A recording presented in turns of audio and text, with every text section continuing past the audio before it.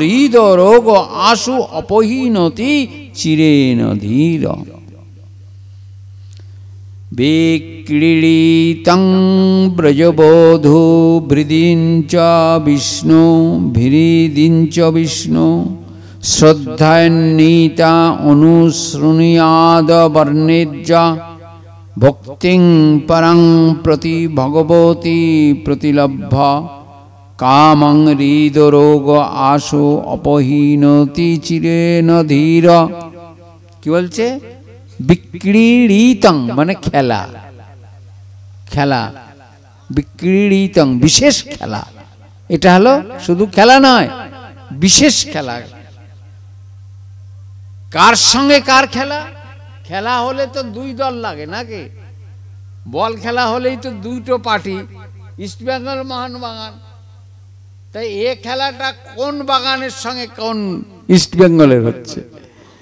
বলছেন না, এই খেলাটা চলছে ব্রজবধূ বর্গেন, ব্রজবধূর সঙ্গে। হ্যাঁ, ভৃদিঞ্চ বিষ্ণু, বিষ্ণু শব্দের অর্থ এখানে কৃষ্ণ। কৃষ্ণের সঙ্গে ব্রজবধূর গণের যে বিশেষ খেলা, হ্যাঁ, তাই শ্রদ্ধান্বিত অনুশৃণুয়াত। কেমন করে শুনতে হবে?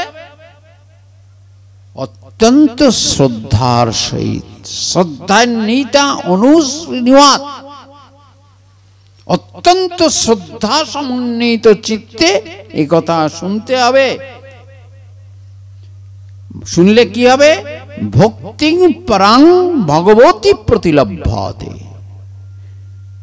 ভগবত তোমার পরা ভক্তি লাভ হবে। ভগবত পদ্মে তোমার পরা ভক্তি, পরা শব্দের অর্থ সর্বশ্রেষ্ঠ ভক্তি তোমার লাভ হবে। তাহলে লাভ হলো কোনটা?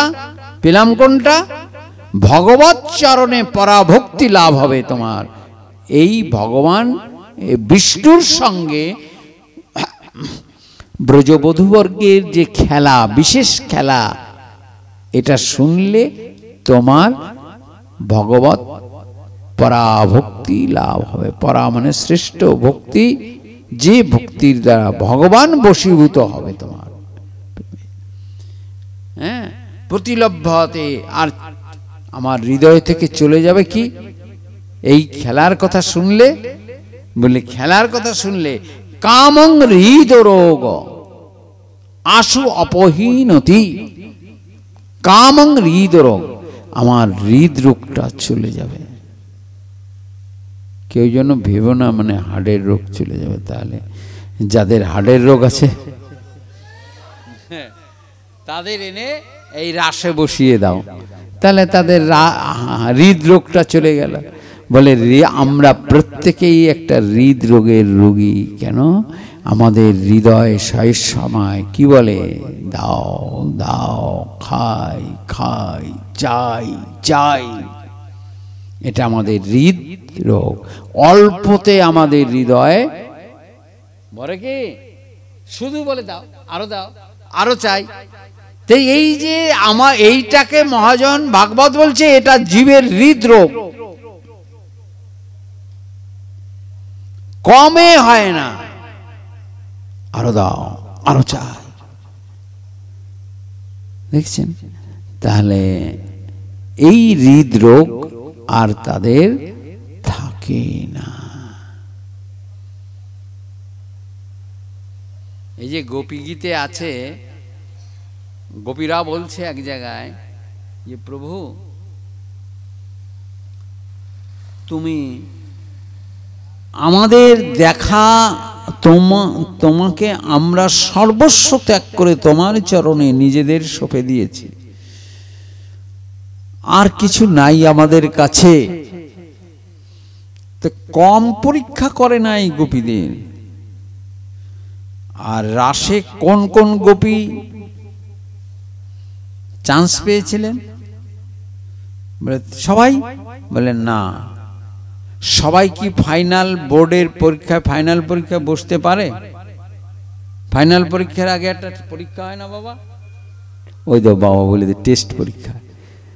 তাই ভগবানও একটা টেস্ট পরীক্ষা নিয়েছিল, সেই টেস্ট পরীক্ষায় যারা জিতেছে তারাই রাসের চান্স পেয়েছে। বলে সেই পরীক্ষাটার কথা তো শুনি নাই ভাগবতে।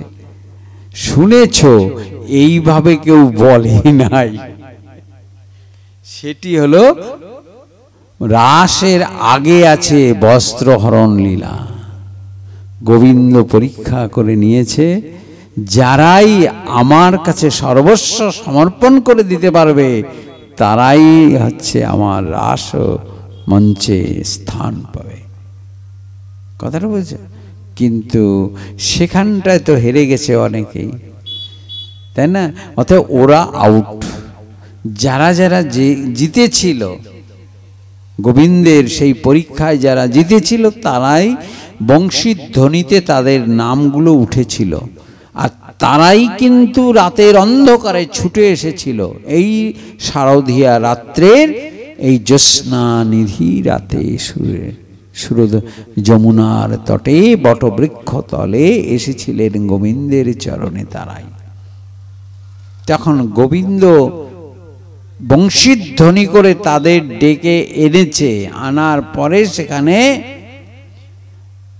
যেই জড়ো হয়েছে গোবিন্দকে ঘিরে, গোবিন্দ যেন চেনে না তাদের, ভান করছে, বুঝলেন? এরকম চোখে যদি লাইটটা পড়ে কি করে, আড়াল দেয় না বাবা, তোমরা কারা? প্রত্যেক গোপীর কাছে মুখ নিয়ে, মুখের কাছে মুখ নিয়ে বলছে, তোমরা কারা গো এত রাত্রে? তবে ও আমাদের ডেকে এনে মস্করা করা হচ্ছে। কই ডাকলাম? আমি তোমাদের ডেকেছি? হ্যাঁ ডেকেছ। শ্যাম, কোথায় ডেকেছি? কইটা? আমি তো উচ্চস্বরে তোমাদের কেন বংশীতে নিনাদ তোলনি? ওরে বাঁশি বাজানোটা তো আমার স্বভাব।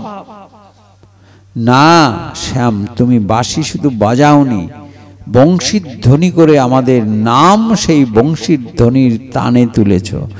তাই আমরা কেউ স্বামীর কোলে শুয়েছিলাম, স্বামীকে ত্যাগ করে চলে এসেছি।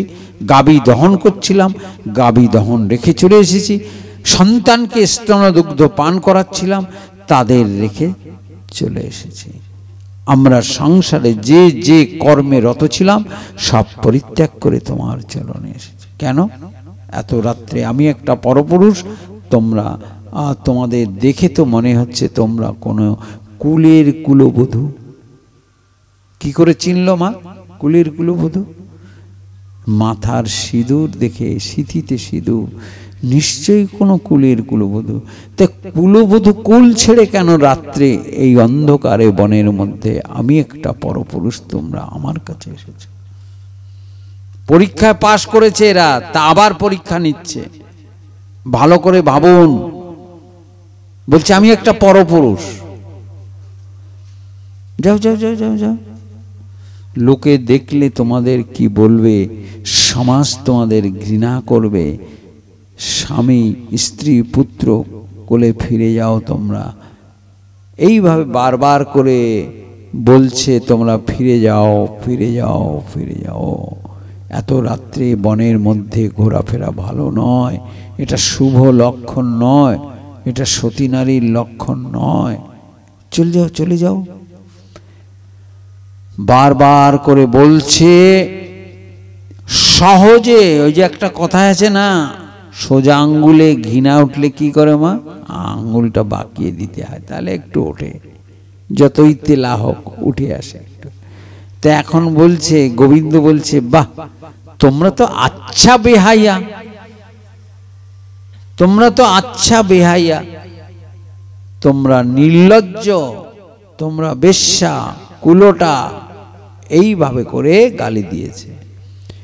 গোবিন্দের গালিতে গোপীদের চোখের নয়ন জলে বক্ষ প্লাবিত হয়ে পায়ের তলার গর্ত পরিপূর্ণ হয়ে গেছে, তবু গোপীরা কোনো কথা বলে না।